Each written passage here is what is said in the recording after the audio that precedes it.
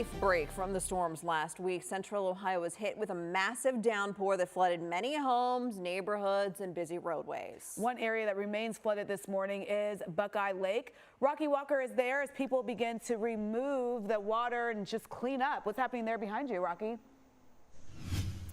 Yeah, good morning, Amy and Elisa. So I just want to show you what it's looking like. So first, let's look to right here. Now, this is that leftover debris and silt that's on the ground. That is from yesterday when we were really having the peak of that flooding. Now, if you walk down, so we're here on Walnut, and Walnut is one of those roads that was completely blocked off yesterday. They actually just reopened it this morning because of all of that.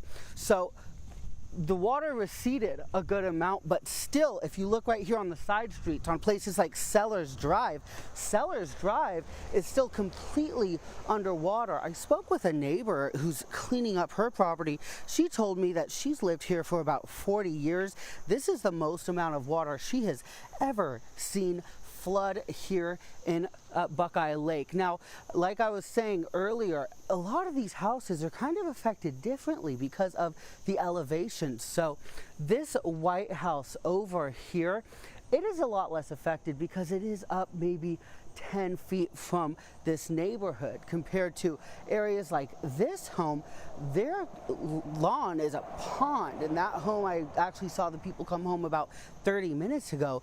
They are really dealing with a lot of damage compared to some of these other properties in the same neighborhood. Now, I'm actually going to go be speaking with the mayor in about 30 minutes to talk about what exactly does recovery look like. I know, like I showed you, the water has receded a good amount, but with some rain expected tonight and a lot more water to go, it's going to be days until some of these people are even able to come back into their homes. So I'm going to talk with her about what that recovery looks like, considering a couple of the businesses here in town are still closed as well. I'll be sharing all of that coming up later once I talk with her, as well as tonight. But for now, live on your side in Buckeye Lake, Rocky Walker. Good day, Columbus. All right, Rocky, so much flooding in that area. Thank you. And the rain that impacted Licking County this week also caused some serious damage in Gahanna. Businesses and popular hangout spots are now covered in mud. Gatsby is located down the street from Gahanna-Lincoln High School, had their parking lot and sand volleyball court disappear. It was a mix of the overflowing of Rocky Fork Creek and the runoff from Hamilton Road. Inside the bar, floodwater began to damage coolers, TVs, and hot water tanks. Hundreds of dollars worth of alcohol were also thrown away. On Friday, the water went down and staff began the hard battle of cleaning up that mess. Every cup, every glass known to man, every beer bottle. So we've been washing that for at least 2 days now as well. We lost hot water tanks, we lost coolers, everything was pretty much fried. All this was backstock, and we were deep in water. The city of Gahanna says that several parks and trails remain closed, while the splash pad and Creekside Park restrooms are open to the public.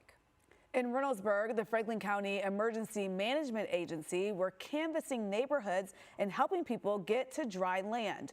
People who live along White Butterfly Lane were trapped in their homes as the streets remain covered with water. I mean, just look at that. The Reynoldsburg mayor says that area is prone to flooding for the past 5 decades. One neighbor says they heard the sound of rushing water before seeing the street completely submerged. And it was literally, this area was completely flooded. It was a river. Looked at this car that's still parked in front of the house, and the water was about up to the door handles. And then came downstairs and immediately heard my basement filling up with water. If you or your neighbors experienced flood damage in Reynoldsburg, the city is asking you to document everything and send it to floodinfo@reynoldsburg.gov.